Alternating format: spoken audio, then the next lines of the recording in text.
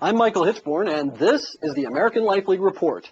The federal government already funnels hundreds of millions of dollars to Planned Parenthood every year, so it should come as no surprise when it funnels your money to celebrate its founder.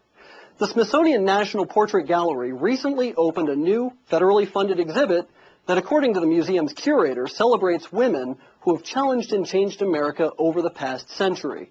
Included in the list is notorious liberal feminist Margaret Sanger.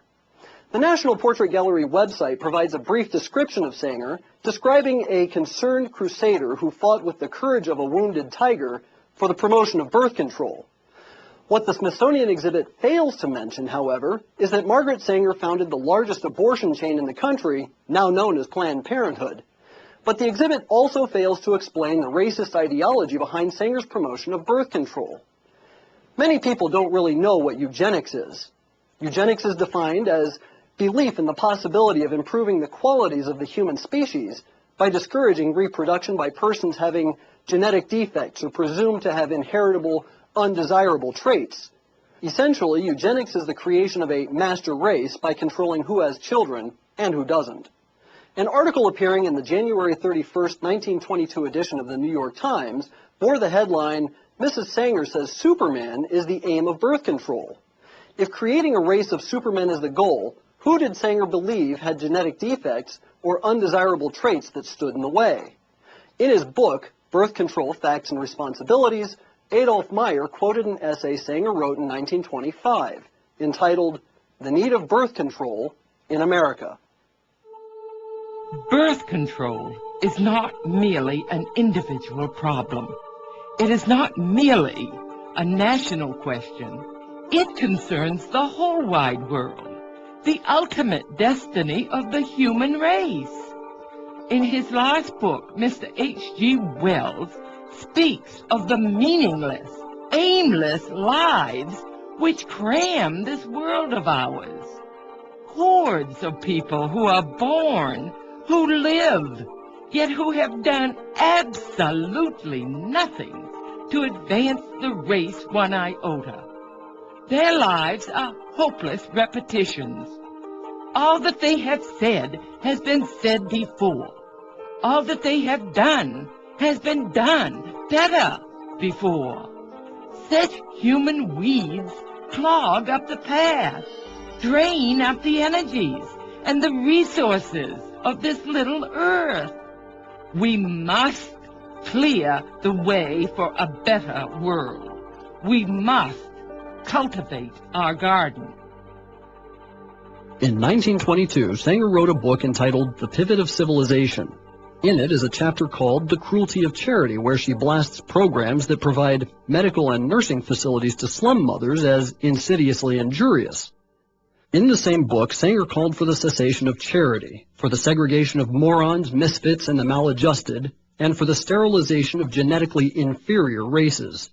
She also argued that organized attempts to help the poor was the surest sign that our civilization has bred, is breeding, and is perpetuating defectives, delinquents, and dependents. The Birth Control Review was Sanger's official publication for the American Birth Control League, and in 1932 she outlined her plan for peace. The main objectives of the Population Congress would be to apply a stern and rigid policy of sterilization and segregation to that grade of population whose progeny is already tainted, to give certain dysgenic groups in our population their choice of segregation or sterilization, and to apportion farmlands and homesteads for these segregated persons where they would be taught to work under competent instructors for the period of their entire lives. Sanger's admiration for the eugenics programs of Nazi Germany were well known at the time. In 1933, the Birth Control Review published Eugenic Sterilization, an Urgent Need, by Ernst Rudin, who was Hitler's director of genetic sterilization and the founder of the Nazi Society for Racial Hygiene. In her praise for the eugenics programs in Germany, Sanger called for the implementation of such programs in the United States, specifically targeting African Americans. The following editorial was published in the 1932 issue of the Birth Control Review. The Negro problem is one of the most complicated and important confronting America. Whatever the ultimate answer may be, such an attitude brings to light the function of birth control as a necessary agency in its solution. The present submerged condition of the Negro is due in large part to the high fertility of the race under disastrously adverse circumstances. Thus, the question arises, to what extent birth control has had a eugenic effect upon the Negro race? If any question should remain about Sanger's racist agenda, a 1939 letter she wrote to Dr. Clarence Gamble should remove all doubt. We should hire 3 or 4 colored ministers, preferably with social service backgrounds and with engaging personalities. The most successful educational approach to the Negro is through a religious appeal.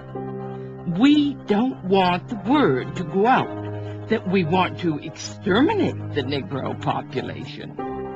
And the minister is a man who can straighten out that idea if it ever occurs to any of their more rebellious members. Can there be any wonder why Planned Parenthood opens its facilities in poor inner-city neighborhoods populated by minorities? Can there be any doubt that Sanger's philosophy of creating a pure race is what fuels Planned Parenthood's support of embryonic stem cell research? Margaret Sanger was a racist.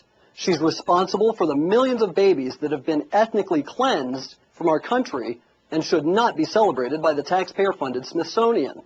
Please visit the website and contact the Smithsonian demanding that materials on Sanger be removed from the exhibit.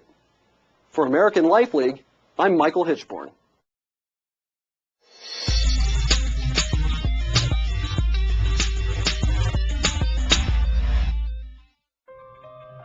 In 1939, Margaret Sanger, co-founder of Planned Parenthood, started the Negro Project with the aim of slowing and then reversing the growth of the black population. A staunch advocate of eugenics, the so-called science of purifying the human gene pool, Sanger viewed certain races, especially blacks, as genetically inferior and inclined towards producing human weeds. Reckless breeders spawning human beings who never should have been born. Sanger's strategies, still followed by Planned Parenthood today, involve recruiting so-called progressive black leaders who are persuaded that slowing back birth rates was a key to their people's future success and prosperity. A profoundly disproportionate number of abortion clinics were placed near the inner cities. And since then, an equally disproportionate number of our African American population, more than 15 million, has been weeded out by abortion.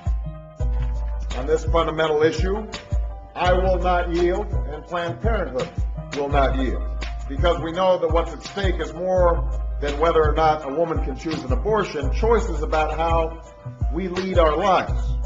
Pro-abortion candidate in American history, Barack Obama will make sure this weeding continues. Say no to abortion. Say no to black genocide in the Negro Project. Say no to Barack Obama. This is the Orthos Forum, and we approve this message.